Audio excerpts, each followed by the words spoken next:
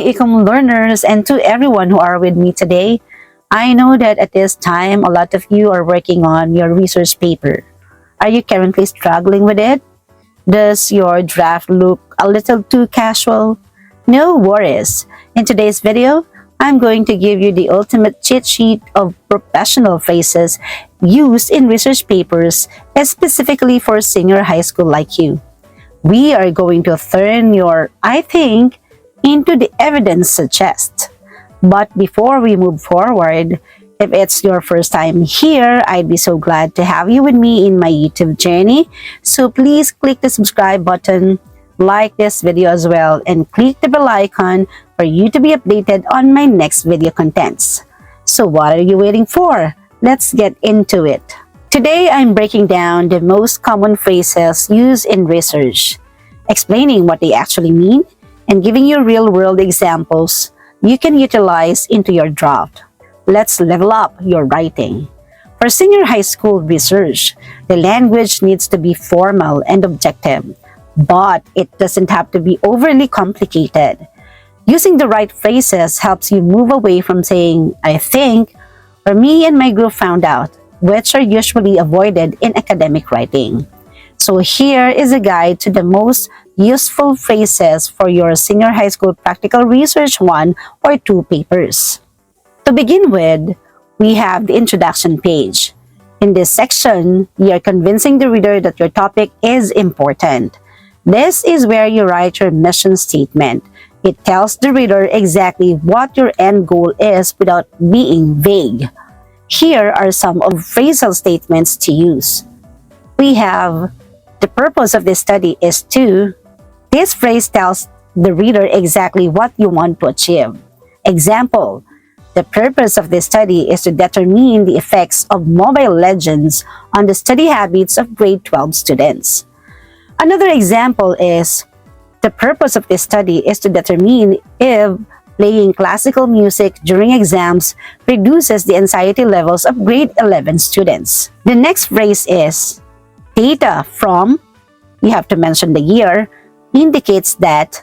This phrase is used when providing background information or statistics.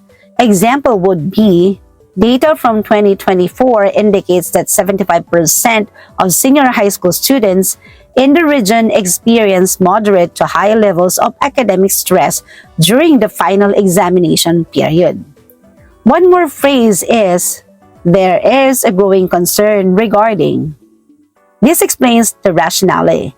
It tells the reader why they should care, because there is a real-world problem happening right now. So here, you highlight a problem in your community or school. Example is, "There is a growing concern regarding the mental health of students due to heavy academic workloads." Now, let's move forward to statement of the problem and significance page. The phrases we use here explain why your research matters and who it helps. Example, the first one is, "This study seeks to answer the following questions." This phrase is a standard way to introduce your research questions. Example of it is, "This study seeks to answer the following questions. Number 1, what is the profile of the respondents? Number 2, is there a significant relationship between," and so on and so forth. Another one would be the phrase, "The findings of this research will be beneficial to." It is used in the significance of the study section. Example of it is, "The findings of this research will be beneficial to school administrators in developing better campus safety policies." The next one we have, in the RRL, or review of related literature, you are summarizing what other authors have said. We have the following phrases. According to, state the author's last name and the year. It is the most basic way to cite a source. Example, according to Cruz 2023, online learning requires a high level of self-discipline among teenagers. Another phrasal statement used in this page is, similarly, state the author's last name again and the year.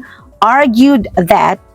So this phrase is used when two different authors agree on the same point.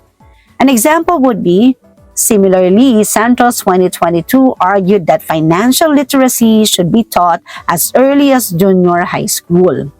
Next, we have in contrast to the study of, which is used when one author disagrees with another. Use this in your RRL to show critical thinking. It shows that you aren't just reading one person, you're comparing different points of view. Example, in contrast to the study of Reyes 2021, the current researchers found no link between caffeine intake and anxiety. Or it could also be in contrast to the study of Smith 2022, who found that gadgets help learning.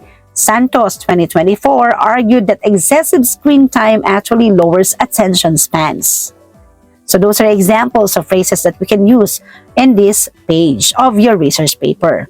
Now for the methodology page, which is known as the how-to, this section explains your process, so it should be written in the past tense. Some of the phrasal statements employed here are the following. A descriptive correlational research design was utilized. This phrase is used to describe the plan or design of your study. An example would be, a descriptive correlational research design was utilized to explore the connection between social media use and self-esteem. Next is, the respondents were selected through. This phrase explains how you chose your participants or your sampling. In research, you can't just say, we talked to people. You have to explain your scientific way of picking them. And this is how we can use it. The respondents were selected through simple random sampling to avoid bias. One more would be to ensure the validity of the instrument. This one explains how you made sure your survey or interview questions were good. Example, to ensure the validity of the instrument, the questionnaire was checked by 3 subject experts. Moving on, we have the page for results and discussion, which is where you explain what your data means, and the following phrases are used. First, we have, this implies that. This is the most important phrase in your paper. Data is just numbers, but implication is a story behind the numbers. Example, the survey showed 90% of students feel tired. This implies that the current school schedule may be negatively affecting student well-being.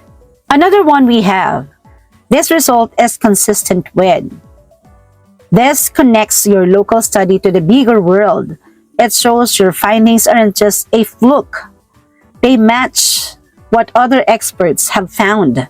Example, the high level of participation in school clubs is consistent with the findings of Miller 2021, who stated that extracurriculars improve social skills. Then we have also, this implies that. It explains the meaning behind numbers. Example is, the high score in the pre-test implies that the students already have basic knowledge of the topic. Next, we also have the phrase, this result is consistent with. This connects your results to your RRL. How do we use it? This is how. This result is consistent with the study of Gomez 2020, which stated that peer pressure influences career choices. When it comes to presenting your tables, here are the ways you may do so. As shown in Table 1, it directs the reader to look at your data presentation. So example, as shown in Table 1, the majority of the students prefer modular learning over online classes. Now let's move on to the conclusion and recommendations page. When it comes to the final wrap-up of your paper, here are the phrases you may use. Based on the results, it can be concluded that. So this phrase states the final answer to your research question. Example, based on the results, it can be concluded that there is a significant relationship between parent-teacher communication and student performance. Another one is, in light of these findings, the researchers recommend. So this phrase provides suggestions for future action. How can we use it?